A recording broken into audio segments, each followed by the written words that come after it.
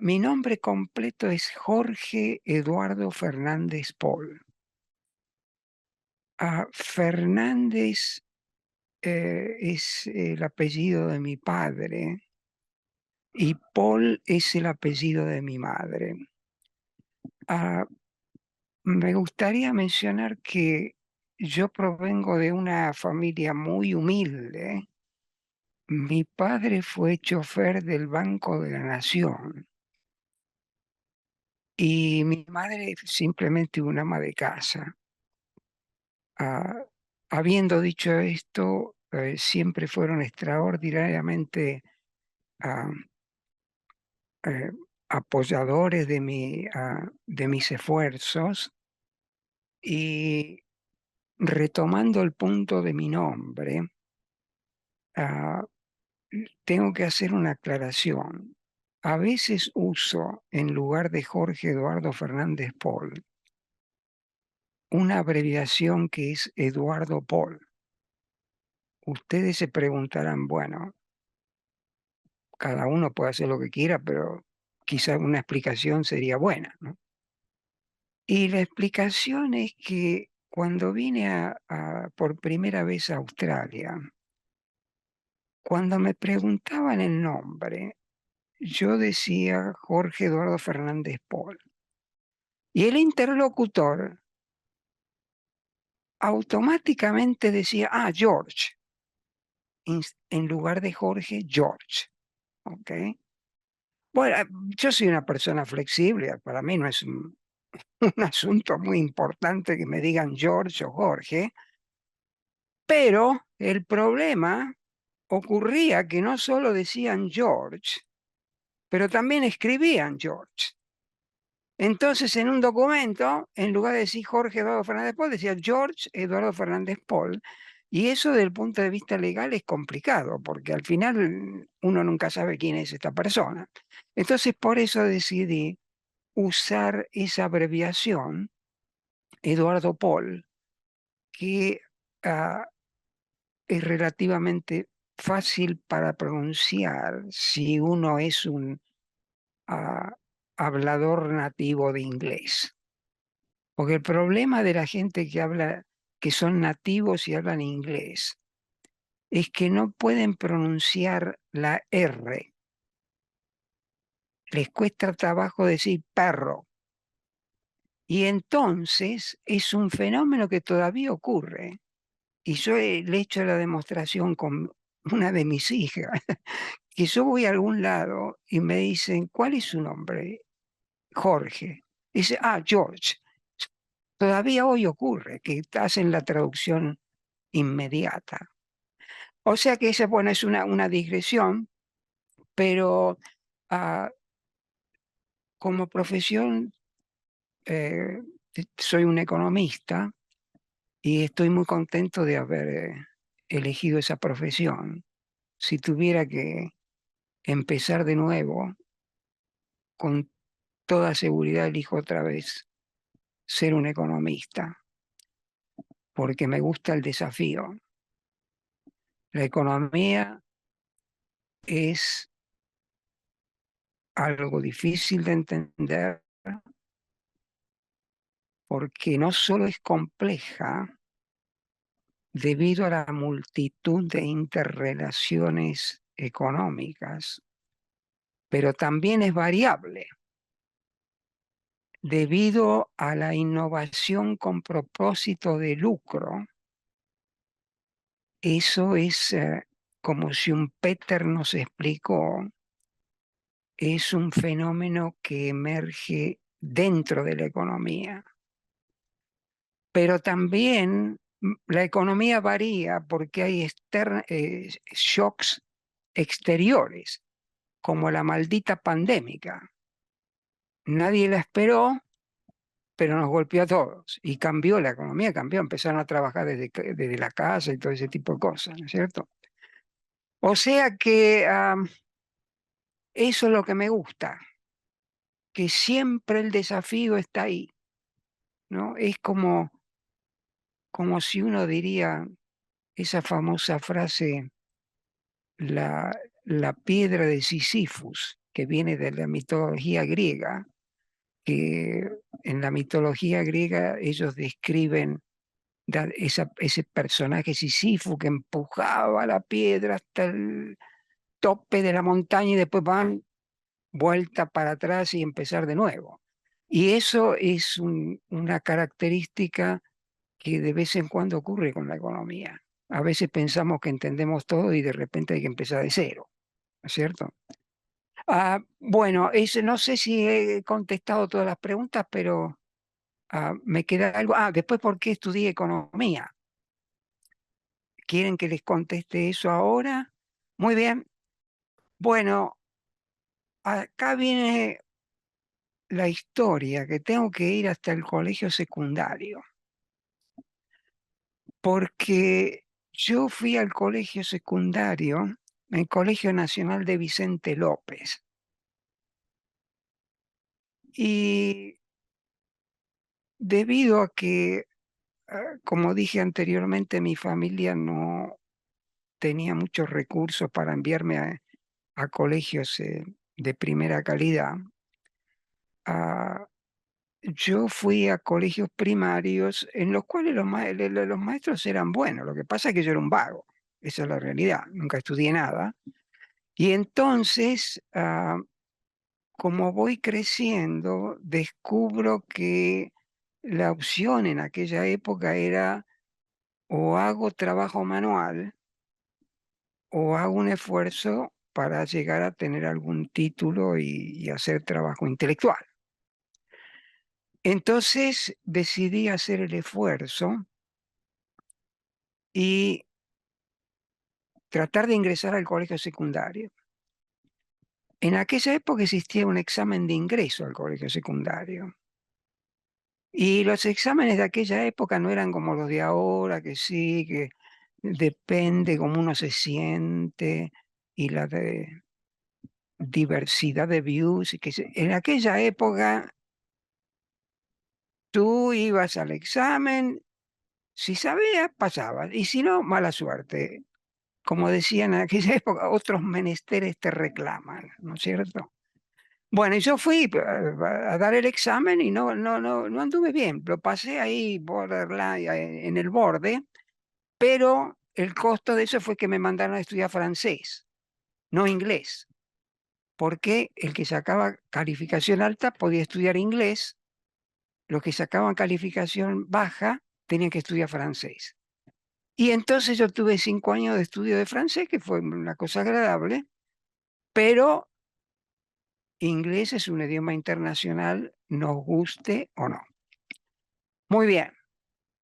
Mi experiencia en el Colegio Nacional de Vicente López fue excepcionalmente buena, porque tenía maestros de primerísima calidad. El profesor de anatomía era un médico que dejaba su consultorio para venir a enseñarnos a nosotros, los chicos del colegio secundario, anatomía. El profesor de Derecho era un abogado que dejaba sus funciones profesionales para ofrecer su tiempo a los alumnos. Y me acuerdo, por ejemplo, que el profesor de Derecho, aun cuando en este momento su nombre no lo recuerdo, pero recuerdo que un día el profesor de Derecho me llamó y me dijo, mira, yo soy un juez. Y en aquella época mi nombre completo era Jorge Eduardo Fernández. Y el juez me dijo, mira, yo he tenido un caso en el cual metieron preso a una persona porque se confundieron con el nombre idéntico. Y él me recomendó que me agregara el apellido de mi madre para evitar problemas. Y fue una fantástica recomendación porque, ah, como todos ustedes saben, Fernández es un apellido común en, en la, para los hispanos parlantes, ¿cierto? Bueno, y finalmente recuerdo mi profesor de economía, que él era muy entusiasta y todos ellos iban realmente con entusiasmo a enseñar, ¿no es cierto? No era que iban ahí a ganar un sueldo, no lo necesitaban el sueldo, lo hacían como una contribución a la sociedad argentina. Y este profesor de economía, un día me mostró un libro en el cual yo vi un diagrama donde la curva de demanda cruzaba la curva de oferta y estaba el precio de equilibrio y yo dije, wow, esto es apasionante. Y eso fue lo que me decidió el entusiasmo de mi profesor de economía y esa circunstancia fortuita que vi el diagrama, dije, no, yo voy a estudiar economía. Y en el año 1963, yo ingresé a la Facultad de Ciencias Económicas de la Universidad de Buenos Aires. Ah, en esa época el ingreso era libre para todo el mundo, pero el nivel de exigencia era extremadamente difícil. No había contemplación de ninguna especie, lo cual personalmente a mí me gusta porque siempre me gustó el desafío, esa es la verdad. Pero claro, cuando entré a la Universidad de Buenos Aires, me encuentro con que mis compañeros de estudio venían de los colegios mejores calificados en Buenos Aires, por ejemplo, el Carlos Pellegrini. Venían con un entrenamiento de matemática, de economía, de inglés, que era impresionante. Cuando entré a la universidad y entré en contacto con estos chicos, me agarró un complejo de inferioridad de proporciones épicas, porque tenía que enfrentar o, digamos, aceptar que mi capital humano era realmente muy reducido en comparación de ellos. Y no es que lo esté criticando a ellos, si yo hubiera podido haber ido al colegio Carlos Pellegrini, hubiera ido también, eso no es necesario decirlo. Pero bueno, fue un complejo de inferioridad y siempre mi personalidad fue que para mí no hay barreras insuperables. Tenía el desafío y dije, yo lo voy a superar. Y entonces decidí, por muchos años, levantarme a las 3 de la mañana, todos los días, para estudiar matemáticas y además economía. Me queda el hueco ahí de inglés que después hablaré. Ah, o sea que entré en una obsesión absoluta. Como resultado de eso, empiezo a incrementar mi capital humano y cuando termino la licenciatura en economía, ya estaba al mismo nivel que mis mejores compañeros de estudio o quizá mucho mejor que ellos. Producto de mi obsesión. Muy bien, ahora yo recordé algunos profesores del colegio secundario, Colegio Nacional de Vicente López, pero también recuerdo muchos profesores de la Facultad de Ciencias Económicas. Mi primer profesor de economía fue Alberto Tandurela. Él enseñaba principios de economía 1 a una clase que por lo menos tenía 200 alumnos. Pero el profesor Tandurela venía ahí, se paraba en el frente y demostraba no solo su conocimiento de economía, pero también su manejo de las masas. Porque cuando tú enseñas a grupos grandes, la personalidad del profesor es esencial, porque, escúchame, los alumnos tienen un olfato como un perrito de esos que son sniffing dog. enseguida detectan cuando la personalidad de un profesor es débil o fuerte. Muy bien. Tandurela fue un profesor ejemplar, siempre preparaba sus clases, nunca explicaba la apurada, y para mí fue muy bueno porque les recuerdo que yo tenía una formación muy primitiva, a pesar de haber sido ah, favorecido por esos profesores que tuve en el colegio secundario. Bueno, mi formación era realmente débil. Pero el profesor Tandurela, sin saberlo, por supuesto, pues yo era uno entre esos más de 200 alumnos que eh, eh, probablemente el profesor Tandurela nunca llegó a saber de mi existencia. Pero yo le estoy agradecido porque él explicaba muy bien, tranquilo, venía, escribía ahí con el lápiz y pizarrón y qué sé yo, y yo con mis limitaciones entendía.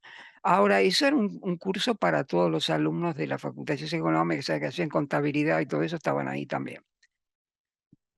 Otros profesores que recuerdo con particular cariño son dos profesores de análisis de la materia se llamaba Elementos de Análisis Matemático 2, o sea que era una materia de segundo año. Y los profesores en cuestión eran Ricardo Müller y el doctor Gali, no me acuerdo su primer nombre. Y como yo estaba desesperado por ese complejo de inferioridad, de que no sabían suficiente matemática y todo eso, estos dos profesores, Müller y Gali, enseñaban la misma materia, pero en días diferentes y en horarios diferentes. Entonces, como yo era obsesivo, iba a las clases de Müller temprano por la tarde y a las clases de Gali tarde por la noche, en diferentes días. Todavía me acuerdo que Müller, eran estilos de explicación diferentes, lo cual es muy lindo, ¿no es cierto? Müller explicaba, era un ingeniero, Müller explicaba matemáticas, me acuerdo con la mano, él venía siempre con un saco y explicaba matemática con la mano izquierda en el saco, en el bolsillo del saco.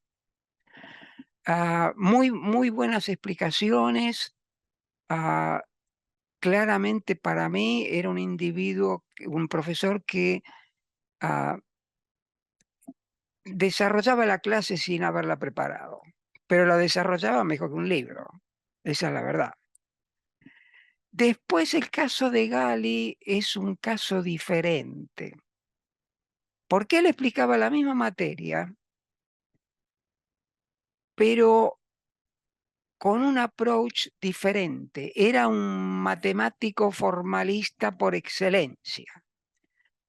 Y debido a que él daba muchas clases en diferentes universidades, inclusive universidades que estaban afuera de Buenos Aires, él cuando daba sus clases de análisis matemático 2 usaba guantes de goma para escribir en el pizarrón, porque en esa época lo único que había era tiza y pizarrón. Buena suerte. Y entonces la tiza te afectaba la piel de las manos y por eso usaba guantes. Ah, Esos dos profesores fueron importantes para mí porque venían realmente a enseñar, no venían a robar un sueldo, venían a enseñar y se tomaban la enseñanza muy en serio. Mm, Eso estaba demostrado por la calidad de sus clases, ¿cierto? Después, en el estudio que yo hacía de la matemática, me encontré con el profesor Elías de Césare.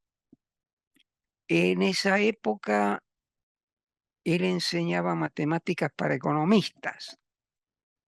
Y el profesor de César siempre fue muy cordial conmigo, yo conocí a la esposa del profesor de Cesare, fui a la casa de él, me prestaba libros de matemática avanzada para que yo estudiara, y también fue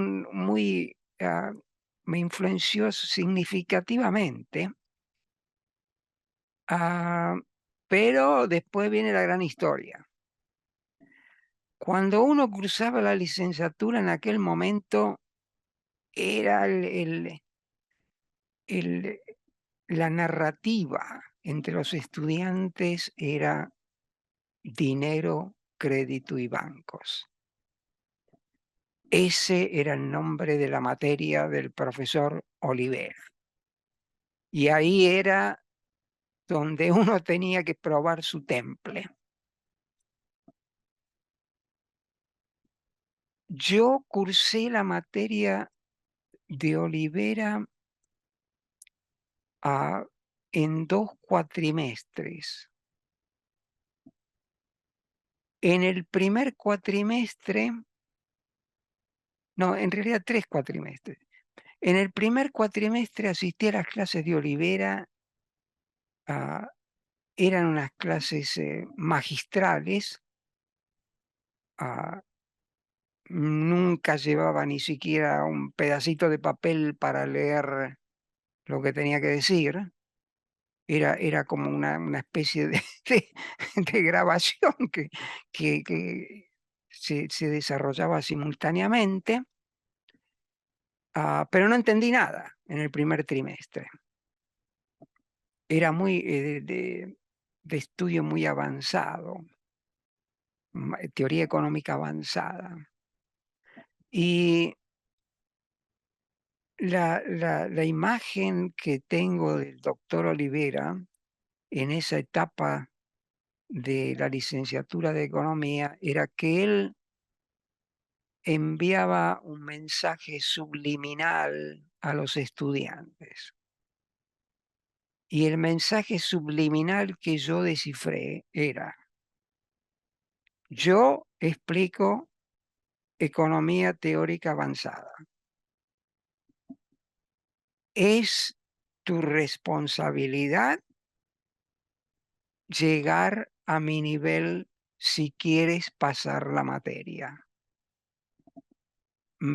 El nivel de esta materia no es negociable. Y entonces, retomando el punto que decía anteriormente, cursé la materia en 3 trimestres. Primer trimestre voy ahí, no entiendo nada y no me presento al examen final. En el segundo trimestre ya tenía mejor entendimiento debido a que las clases de Olivera eran muy matemáticas. Eso me facilitó la vida, porque yo ya en esa época ya venía acumulando una cantidad de herramientas matemáticas que era significativa. Pero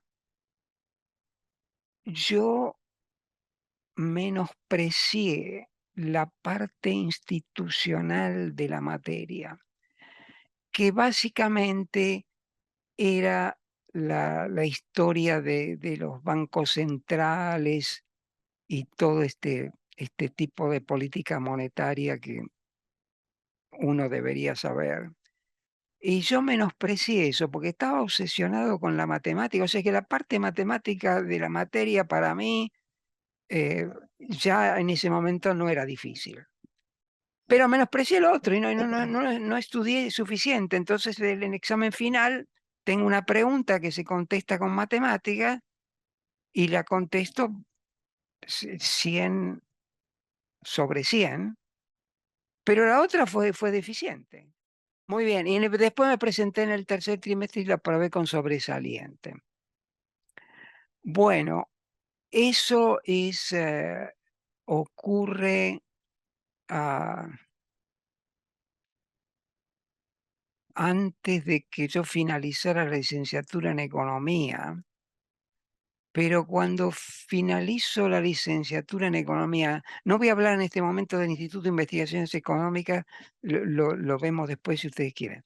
Cuando finalizo la carrera de licenciado en economía, decido hacer el doctorado. Y otra vez el doctor Olivera era el profesor de doctorado en ese momento.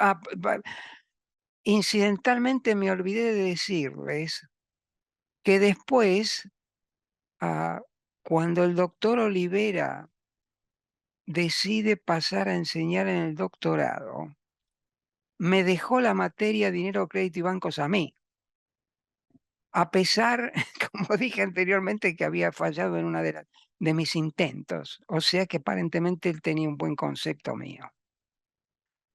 Pero entonces lo que ocurre es que él va y es profesor en el doctorado para economistas.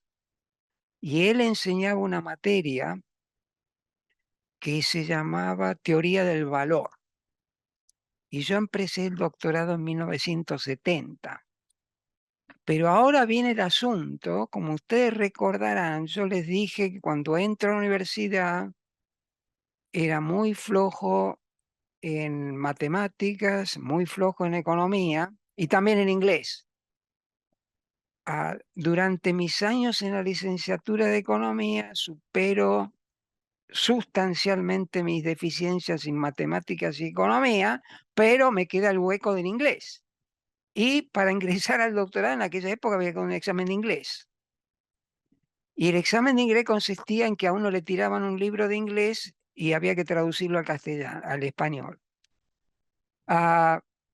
Y entonces fue realmente penoso, pero lo pasé. Me acuerdo que me dieron un pasaje de la teoría general de Keynes y la traduje bastante bien, lo pasé. Después fui a hacer entonces la materia con el doctor Olivera, que ya era de un nivel matemático súper avanzado.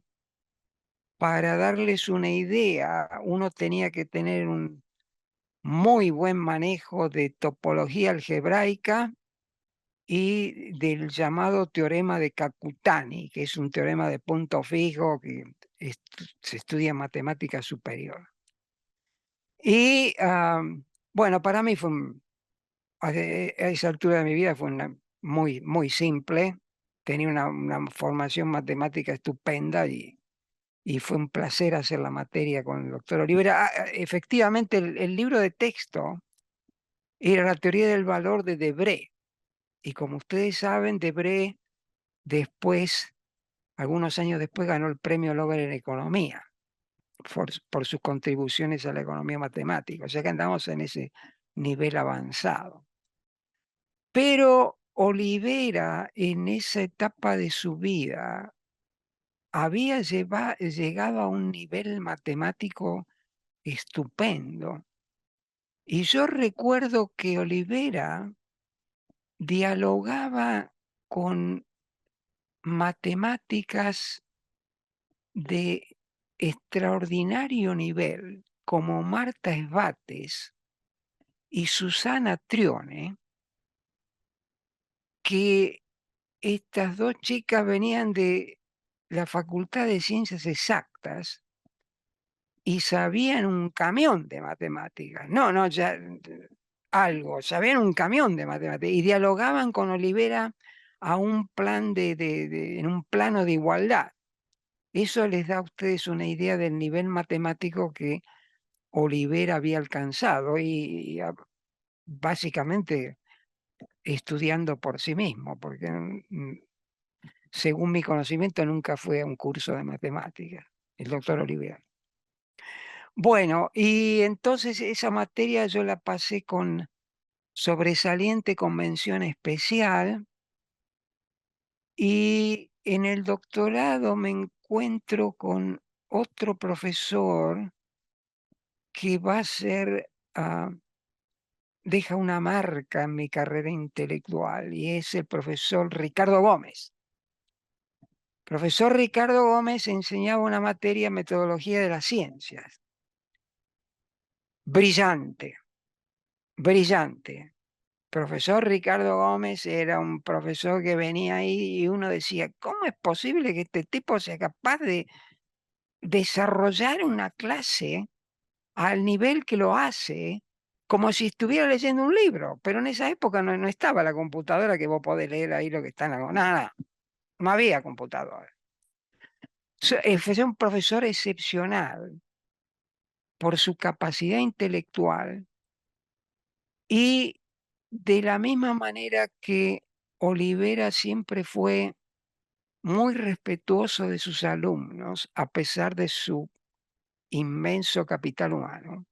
De la misma manera, el profesor Ricardo Gómez, en su área de conocimiento, era un gigante, pero también tenía esa característica, muy respetuoso de los alumnos, nunca venía a ser el arrogante que yo sé más que los alumnos, bla, bla, bla, no. Siempre fue la característica distintiva de estos dos profesores, no a la arrogancia y respeto por los alumnos.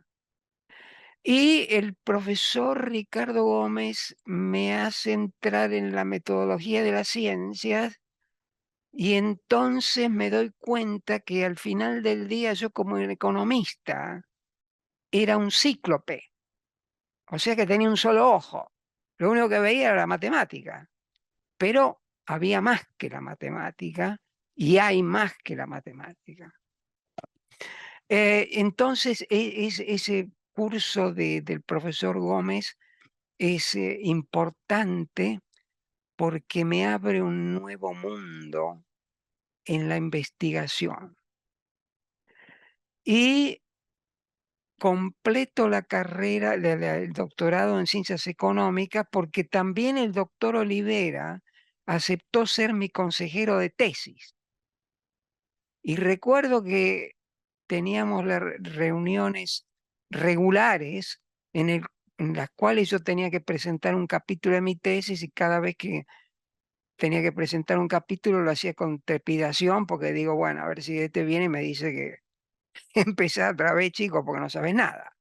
Pero siempre me decía, yo realmente no sé por qué lo estoy ah, aconsejando, porque usted no necesita mi consejo. Su nivel es tan bueno que no necesita mi consejo. Y eso fue una cuestión estimulante. Terminé mi tesis, mi tesis fue acerca de las empresas transnacionales, que en aquel momento era el tópico del día, porque existían muchos problemas con las empresas transnacionales en la Argentina.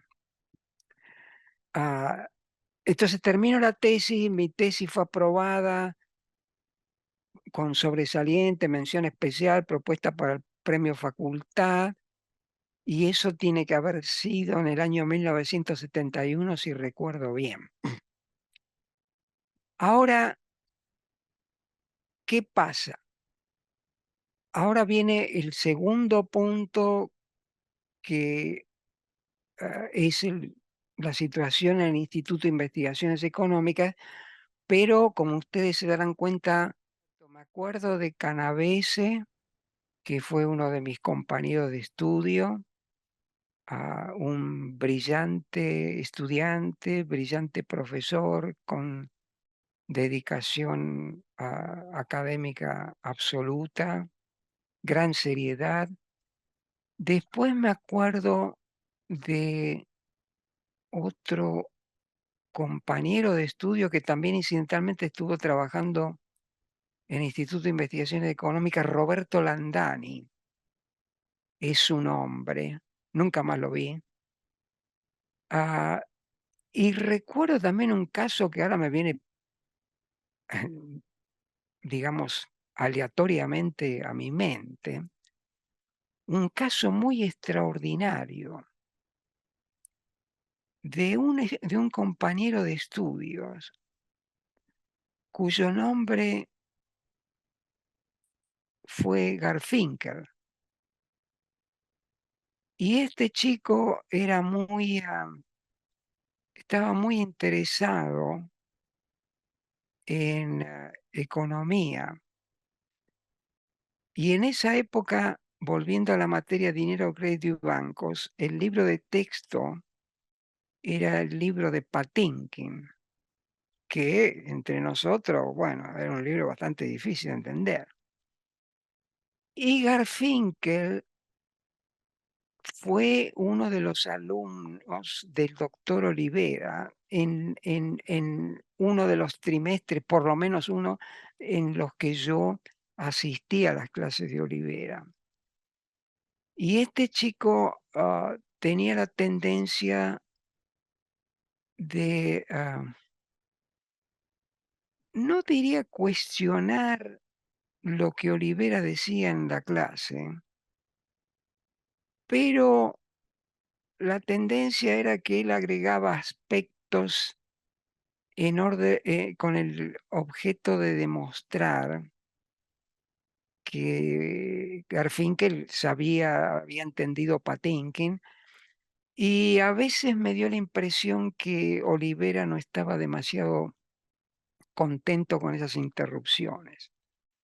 Pero, y esto no lo puedo garantizar que la historia sea correcta, pero recuerdo que en algún momento recibí la noticia que Garfinkel se suicidó.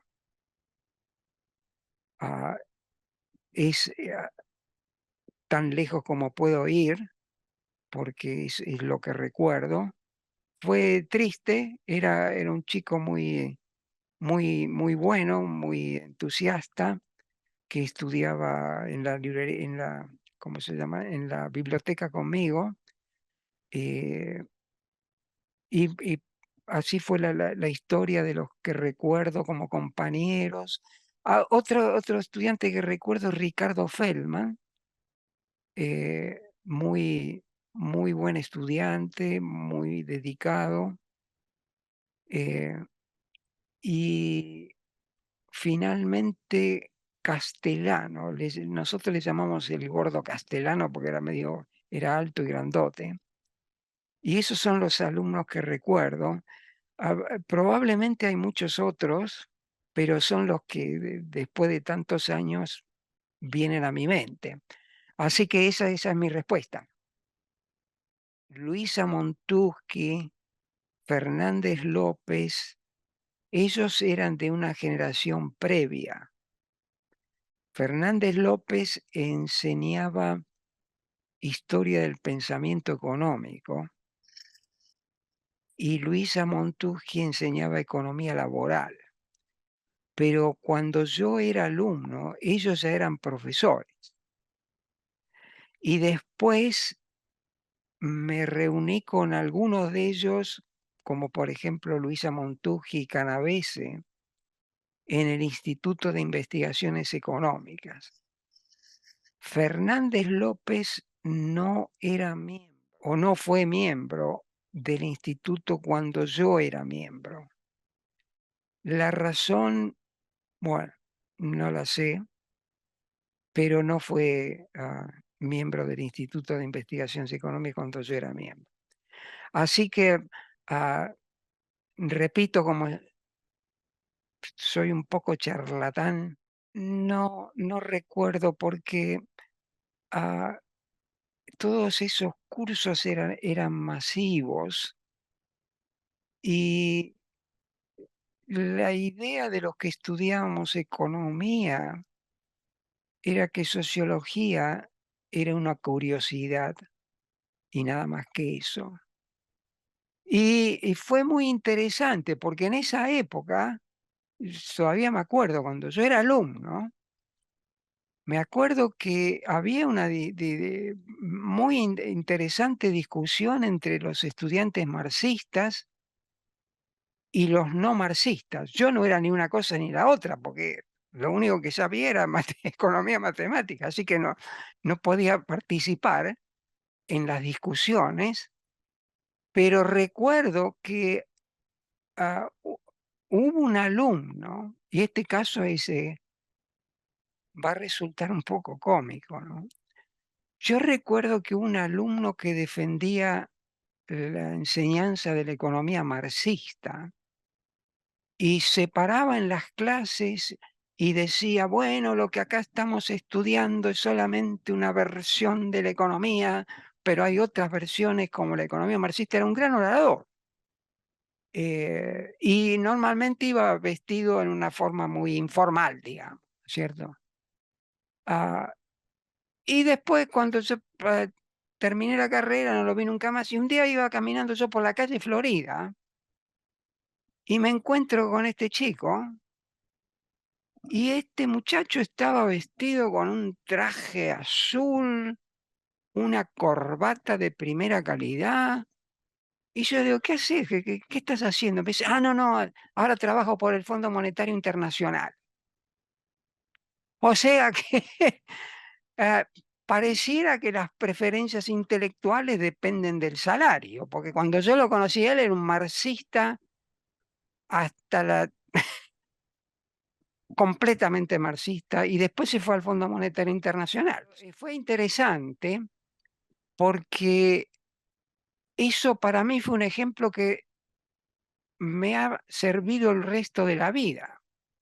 Y el ejemplo es: cuidado con los que son fundamentalistas, porque en cualquier momento te dan el salto para atrás, y si tú has estado apoyando al fundamentalista, quedas desnudo en un invierno muy frío, porque esa es la realidad, ¿cierto? Con el Instituto de Investigaciones Económicas, yo no recuerdo exactamente cuándo entré ahí, pero lo que recuerdo es que acá tomé nota, es que en 1967 yo ya era miembro del Instituto de Investigaciones Económicas y presenté un trabajo en la tercera reunión de centros de investigación económica en Tucumán. Eso fue en 1967, representando al Instituto de Investigaciones Económicas. Ahora, en esa época, cuando yo entré al instituto, los miembros que recuerdo eran, por supuesto, el doctor Olivera era el director, y después el vicedirector, el doctor Vázquez Precedo, y también recuerdo a Luisa Montuschi, que ah, de paso recuerdo que la última vez que estuve en Buenos Aires estuve conversando con ella. eh, en aquel momento estaba enseñando en el SEMA. Y también Canavese era miembro del Instituto de Investigaciones Económicas. Y bueno, en el instituto uno tenía absoluta independencia para seleccionar temas de investigación, lo cual yo pienso que es bueno, porque ah, no es enteramente una idea buena poner un tema de investigación y forzar a todo el mundo que haga eso. Ah, Me parece que la investigación genuina no funciona de esa manera. Pero hablando del Instituto de Investigaciones Económicas, lo que recuerdo es algo que siempre nos causaba gracia, ah, particularmente cuando conversaba con Luisa Montucci, y es que para hablar con el doctor Olivera en el Instituto de Investigaciones Económicas, incluso los miembros del instituto tenían que solicitar una entrevista con la secretaria, recuerdo su nombre, Lira. Y si uno no solicitaba la entrevista, él no hablaba, decía que estaba ocupado, qué sé yo. Bueno. Y ese fue un punto que siempre recuerdo, que, ah, bastante interesante, eh, que era considerado como una cosa extraña, ¿no? Que los miembros tenían que pedir una entrevista. Y además lo que recuerdo que Olivera tenía una oficina ahí en el Instituto de Investigaciones Económicas que no se caracterizaba por la luminosidad. ya sea eléctrica o de luz natural. Era ah, algo así como una oficina en la penumbra. Nunca pude saber por qué era eso. Ah, otra característica que a mí me llamó la atención, pero hablando en general, el equipo el grupo de investigadores en el Instituto de Investigaciones Económicas fue muy, eh, tuvo muchos éxitos, publicó muchos trabajos y una de las características de Olivera era que él fue una especie de entrenador de economistas de extraordinaria repercusión mundial, como por ejemplo Guillermo Calvo. Guillermo Calvo tuvo como profesor de economía al padre del doctor Olivera en el colegio secundario. Ustedes recuerdan lo que dije al primer momento de mi complejo de inferioridad. Guillermo Calvo viene de un colegio secundario avanzado, nada menos que el profesor de economía fue el padre de Olivera. Y después Guillermo Calvo trabaja con Olivera en el Banco Central, porque Olivera tuvo una posición ahí en el Banco Central. Guillermo Calvo, como ustedes saben, es un economista de proyección internacional, ah, súper conocido. Después, ¿qué otro? Rolf Mantel, un gigante de la economía matemática. Yo dicté un seminario conjuntamente con Rolf Mantel en el Instituto de Itela.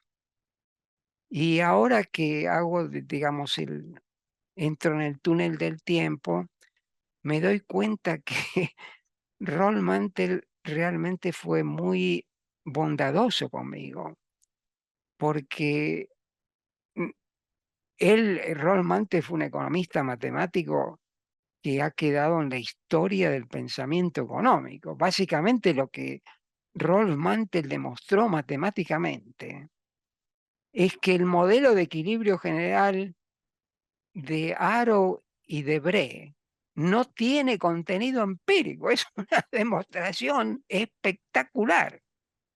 Y eso es lo que demostró Rolf Mantel y es recordado todavía hoy. Ah, y volviendo al punto que estaba tratando de hacer, Rolf Mantel siempre fue muy cordial conmigo, porque claro, ahora que pienso, un matemático del nivel de Rolf Mantel, hablando con un chico como yo que pretendía conocer un montón de matemática, bueno, siempre fue muy cordial y nunca me hizo sentir mal, debo confesar. Yo iría por el 1976. Este, y hablando de seminarios, los que eran famosos en el Instituto de Investigaciones Económicas eran los seminarios de Olivera. Olivera, como dije anteriormente, fue en alguna medida, al haberlo conocido a Calvo en el Banco Central, un estímulo para Guillermo Calvo para seguir estudiando. De paso, ahora me viene a la memoria que esto es muy interesante. Cuando yo estoy haciendo la materia Principios de Economía Política 2, que era más o menos macroeconomía, voy a la primera clase y el ayudante era nada menos que Guillermo Calvo. En esa época él ya era ayudante. Y también recuerdo que los profesores de esa materia eran Rabinovich y Kopkov. Eh, ellos dos, muy buenos profesores, muy cordiales con sus alumnos. Recuerdo que Kopkov ah, dictó un seminario sobre el libro de Allen, Análisis Matemático para Economistas. Y bueno, de repente en la segunda clase Calvo no está más. Y lo que pasó es que Calvo recibe una invitación de los Estados Unidos, se fue para Estados Unidos y allí prosiguió su carrera, su brillante carrera científica. Bueno, muy bien. Vuelvo a los seminarios de Olivera. Olivera era famoso por los seminarios y yo hice 2 seminarios con él mientras que yo era un estudiante. Hice un seminario con Olivera sobre el libro Valor y Capital de John Hicks. Y el segundo seminario fue sobre el libro Fundamentos del Análisis Económico de Samuelson, ambos dirigidos por Olivera. Lo que hacía Olivera es, nos daba un capítulo, en el caso de Valor y Capital, del apéndice matemático, que era bastante intricado, difícil, y entonces teníamos que ir ahí y exponerlo. Él decía, bueno, a ver, Fernández Pola, exponga, qué sé yo, el capítulo para hoy, y uno pasaba ahí al frente y tenía que explicarle a los demás qué era lo que había entendido. Y ahora recuerdo también otro compañero de estudio, Juan Manuel Vázquez. Él fue compañero de estudios mío y ah, asistió a los seminarios de Olivera. Y también recuerdo ahora con particular agrado Juan Luis Burr y el hermano de Juan Luis Burr. El hermano de Juan Luis Burr fue compañero directo conmigo, estábamos más o menos en el mismo año y asistimos a los seminarios de Olivera. Juan Luis Burr estaba un poquito más rezagado por razones de edad, entró a la universidad después que el hermano.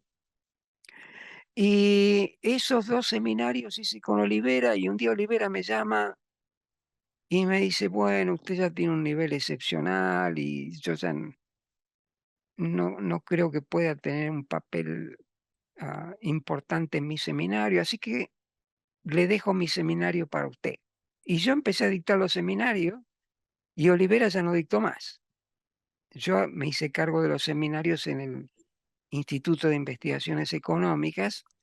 Recuerdo que el último seminario que di ahí fue un seminario sobre programación no lineal y aplicaciones a la economía. Ese fue el último seminario. Sí, yo diría aproximadamente tiene que haber sido por el año 1970, que es cuando yo estoy haciendo el doctorado en economía, es cuando también estaba dictando el seminario que Olivera me había dejado a mí. Y ah, otros compañeros de estudio, no compañeros, pero que asistieron al seminario y que recuerdo con particular agrado, son Marcela Cristini y Omar Kizari. Ellos también venían al seminario, que los tengo acá anotado. Y Enrique Burr, ese era el nombre que me faltaba, Enrique. Enrique Burr fue mi compañero de estudios. Juan Luis Burr estaba un poquito rezagado por razones de edad, entró después, nada más que eso. Y Enrique Burr, todos eran brillantes, realmente. Yo cuando daba un seminario para estos chicos, me preparaba con todo porque las preguntas que traían no perdonaban a nadie, ¿no? Es decir, ellos participaban en el seminario que yo dictaba, pero tenían un nivel muy avanzado también. Y sí, eso es lo que recuerdo como anécdota acerca del doctor Olivera. Yo me acuerdo que Olivera tenía distintos nombres en la narrativa popular. El más común era el negro Olivera, así lo llamábamos, el negro Olivera. También lo llamaban el hechicero, eso es lo que recuerdo, por sus características personales, de una personalidad especial, digamos, ¿cierto? Y sí, y ahí termino con Con el instituto, lo que recuerdo particularmente es, primero y principal, libertad de investigación. Olivera era una persona que uno podía venir con decir, bueno, hoy voy a estudiar la teoría marxista del valor. Muy bien, él sabía más marxismo que cualquiera. O podría venir otro miembro del instituto y decirle, yo estoy interesado en la mano invisible de Adam Smith y en la economía del libertarismo, bla, bla, bla. Fenómeno. Él sabía que Adam Smith usó la expresión de la mano invisible solamente una vez en el libro de La riqueza de las naciones. O sea, y cualquier cosa entre medio. O sea que ese era el approach de Olivera, libertad de investigación, querés estudiar eso, anda, y siempre demostraba que sabía un montón, esa es la verdad, en cualquier área, porque Olivera era un enciclopedista. Y espero que Olivera nunca se enteró, pero lo que yo decía de Olivera a mis amigos, utilizando el lenguaje matemático, era algo así como yo les decía a mis amigos: Olivera difiere de Dios en un infinitésimo de orden superior. Vale decir, por all practical purposes, es Dios. Y eso es lo que le decía a mis amigos. Espero que nunca se haya enterado de eso, porque si no me echaban, me condenaban, ¿cierto? Pero esa era la verdad, esa era la impresión que dejaba, ¿no es cierto? Sí, eso es medio misterioso, ¿no? Medio misterioso, porque no había un proceso de que uno podía someter una aplicación, un deseo de participar. No había proceso formal. Y consiguientemente, yo no sé qué criterio usaba, esa es la verdad. Porque ahora, recuerdo a otro miembro. Otro miembro era Fernando Tau. Fernando Tau, recuerdo, viene de la London School of Economics y tenía una confusión mental entre el inglés y el español que nos hacía reír a todos. Porque de repente, ahora me doy cuenta, cuando uno habla todo el día en inglés, bueno, tiende a meter palabras, ¿no es cierto? Pero él era un caso excepcional que traducía cosas que eran realmente cómicas. Por ejemplo, me acuerdo que él decía la rata profitable en lugar de decir la tasa de beneficio, ¿no? Cosas por el estilo. Y él enseñaba, Tao enseñaba economía laboral, pero recuerdo que en algún momento tuvo algunas dificultades con los alumnos, porque claro, lo que pasa es que uno es un producto social de el país en el cual vive. Entonces, Tao viene de la London School of Economics y él cometió el error de pensar que los alumnos de la London School of Economics replicaban los alumnos de la Facultad de Ciencias Económicas de la Universidad de Buenos Aires, y no era así. Entonces uno tiene que conocer la psicología de masas. Cuando yo enseño en una universidad, soy muy cuidadoso de empezar a conversar con los alumnos y tratar de, bueno, eso ocurre antes de que yo finalizara la licenciatura en economía, pero cuando finalizo la licenciatura en economía, no voy a hablar, decido hacer el doctorado. Y otra vez el doctor Olivera era el profesor de doctorado en ese momento. Incidentalmente me olvidé de decirles que después, ah, cuando el doctor Olivera decide pasar a enseñar en el doctorado, me dejó la materia dinero, crédito y bancos a mí, a pesar, como dije anteriormente, que había fallado en una de mis intentos. O sea que aparentemente él tenía un buen concepto mío. Teoría del valor. Y yo empecé el doctorado en 1970.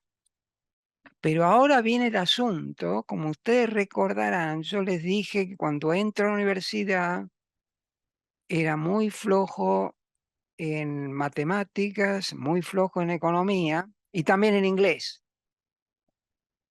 Durante mis años en la licenciatura de economía supero sustancialmente mis deficiencias en matemáticas y economía, pero me queda el hueco del inglés. Y era de un nivel matemático súper avanzado para darles una idea de matemática superior. Y bueno, para mí fue a esa altura tenía una formación matemática estupenda y fue un placer hacer la materia con el doctor Olivera. Efectivamente, el libro de texto era la teoría del valor de Debré. Y como ustedes saben, Debré después, por sus contribuciones a la economía matemática, o sea que andamos en ese nivel avanzado. Pero Olivera, en esa etapa de su vida, había llegado a un nivel matemático estupendo. Y yo recuerdo que Olivera dialogaba con matemáticas de extraordinario nivel, como Marta Esbates y Susana Trione, que estas dos chicas venían de la Facultad de Ciencias Exactas y sabían un camión de matemáticas. No, ya algo, sabían un camión de matemáticas y dialogaban con Olivera a un plan en un plano de igualdad. Eso les da a ustedes una idea del nivel matemático que Olivera había alcanzado y básicamente estudiando por sí mismo, porque según mi conocimiento nunca fue a un curso de matemáticas, el doctor Olivera. Bueno, y entonces esa materia yo la pasé con sobresaliente convención especial y en el doctorado me encuentro con otro profesor que va a ser, deja una marca en mi carrera intelectual y es el profesor Ricardo Gómez. Profesor Ricardo Gómez enseñaba una materia, metodología de las ciencias. Brillante, brillante. Profesor Ricardo Gómez era un profesor que venía ahí y uno decía, ¿cómo es posible que este tipo sea capaz de desarrollar una clase al nivel que lo hace, como si estuviera leyendo un libro? Pero en esa época no estaba la computadora que vos podés leer ahí lo que está en la... Nada, no había computadora. Fue un profesor excepcional por su capacidad intelectual y de la misma manera que Olivera siempre fue muy respetuoso de sus alumnos, a pesar de su inmenso capital humano. De la misma manera, el profesor Ricardo Gómez, en su área de conocimiento, era un gigante, pero también tenía esa característica, muy respetuoso de los alumnos, nunca venía a ser el arrogante que yo sé más que los alumnos, bla, bla, bla, no. Siempre fue la característica distintiva de estos dos profesores, no a la arrogancia y respeto por los alumnos. Y el profesor Ricardo Gómez me hace entrar en la metodología de las ciencias y entonces me doy cuenta que al final del día yo como economista era un cíclope, o sea que tenía un solo ojo. Lo único que veía era la matemática, pero había más que la matemática y hay más que la matemática. Entonces, ese curso del profesor Gómez es importante porque me abre un nuevo mundo en la investigación. Y completo la carrera, el doctorado en ciencias económicas, porque también el doctor Olivera aceptó ser mi consejero de tesis. Y recuerdo que teníamos las reuniones regulares en las cuales yo tenía que presentar un capítulo de mi tesis y cada vez que tenía que presentar un capítulo lo hacía con trepidación porque digo, bueno, a ver si este viene y me dice que empezar otra vez, chico, porque no sabes nada. Pero siempre me decía, yo realmente no sé por qué lo estoy ah, aconsejando, porque usted no necesita mi consejo. Su nivel es tan bueno que no necesita mi consejo. Y eso fue una cuestión estimulante. Terminé mi tesis, mi tesis fue acerca de las empresas transnacionales, que en aquel momento era el tópico del día, porque existían muchos problemas con las empresas transnacionales en la Argentina.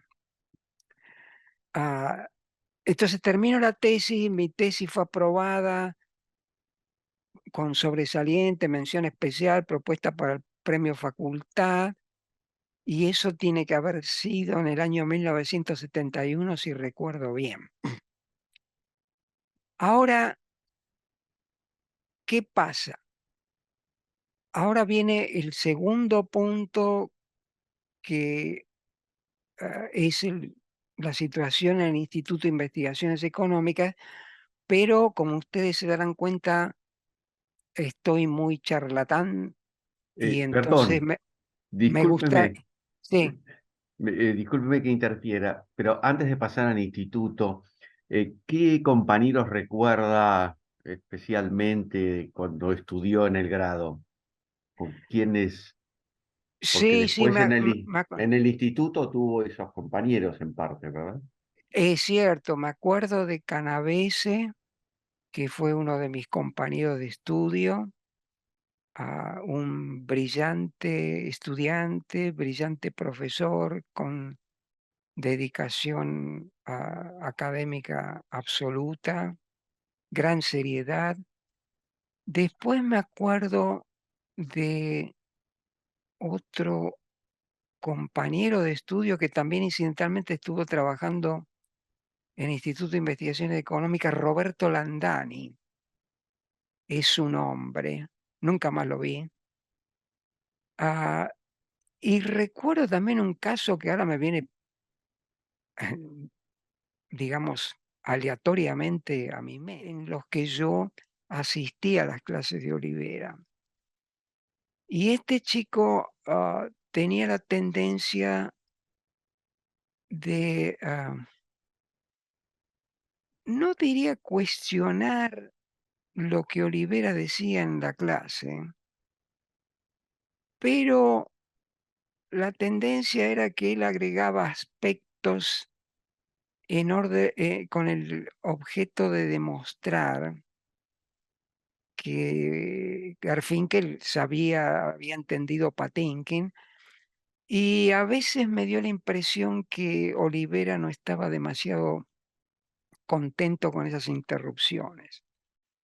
Pero, y esto no lo puedo garantizar que la historia sea correcta, pero recuerdo que en algún momento recibí la noticia que Garfinkel se suicidó.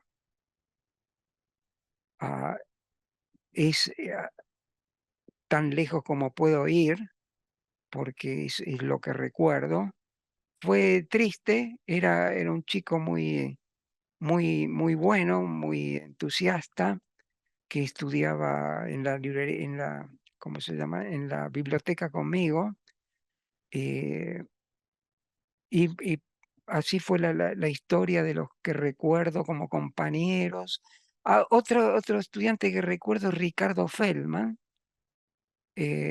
muy, muy buen estudiante, muy dedicado. eh, y finalmente Castellano, nosotros le llamamos el gordo Castellano porque era alto y grandote. Y esos son los alumnos que recuerdo. Probablemente hay muchos otros, pero son los que después de tantos años vienen a mi mente. Así que esa es mi respuesta. Perdón, Montusqui, Fernández López, Brown No, son no, de generaciones anteriores, de una promoción anterior. claro, lo que pasa es que Luisa Montuschi, Fernández López, ellos eran de una generación previa. Fernández López enseñaba historia del pensamiento económico y Luisa Montuschi enseñaba economía laboral. Pero cuando yo era alumno, ellos ya eran profesores. Y después me reuní con algunos de ellos, como por ejemplo Luisa Montuggi y Canavese, en el Instituto de Investigaciones Económicas. Fernández López no era miembro o no fue miembro del instituto cuando yo era miembro. La razón, bueno, no la sé, pero no fue miembro del Instituto de Investigaciones Económicas cuando yo era miembro. Así que, ah, repito, como soy un poco charlatán, ah, ¿Le puedo hacer una me- pregunta antes de pasar sí, al sí, cómo instituto? no.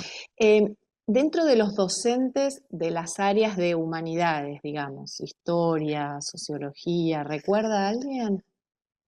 No, no recuerdo porque ah, todos esos cursos eran masivos y la idea de los que estudiábamos economía era que sociología era una curiosidad y nada más que eso.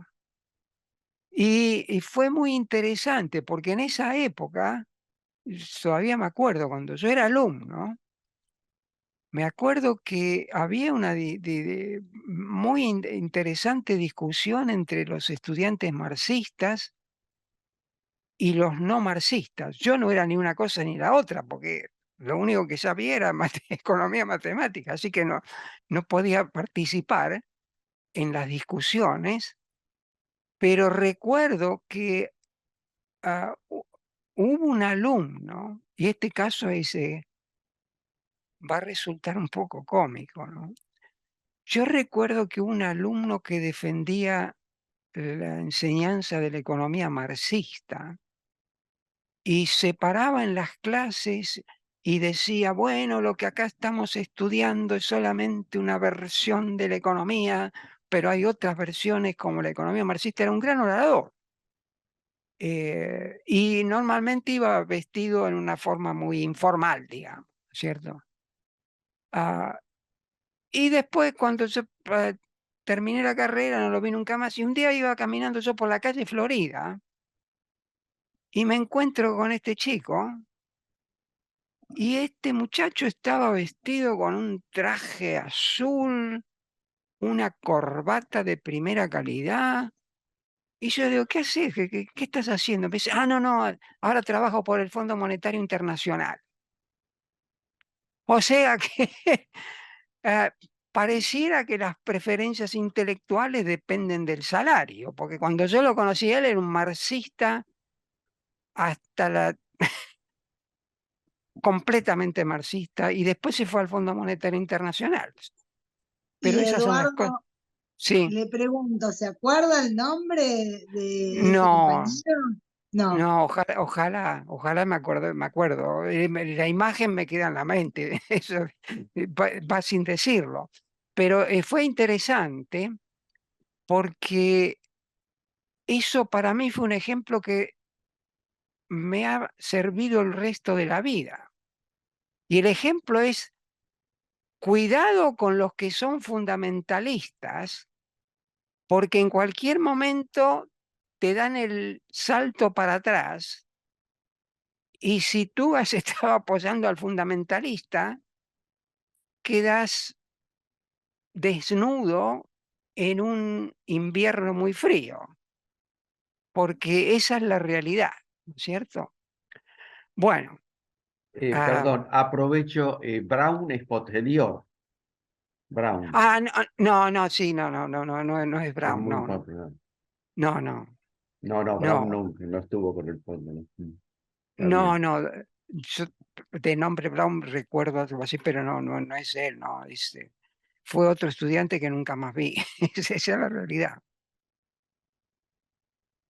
Muy bien, sigamos adelante, ¿qué otra pregunta? Con el instituto, entonces, de investigaciones Bueno, económicas, ¿no? sí, con el Instituto de Investigaciones Económicas, yo no recuerdo exactamente cuándo entré ahí, pero lo que recuerdo es que acá tomé nota, es que en 1967 yo ya era miembro del Instituto de Investigaciones Económicas y presenté un trabajo en la tercera reunión de centros de investigación económica en Tucumán. Eso fue en 1967, representando al Instituto de Investigaciones Económicas. Ahora, en esa época, cuando yo entré al instituto, los miembros que recuerdo eran,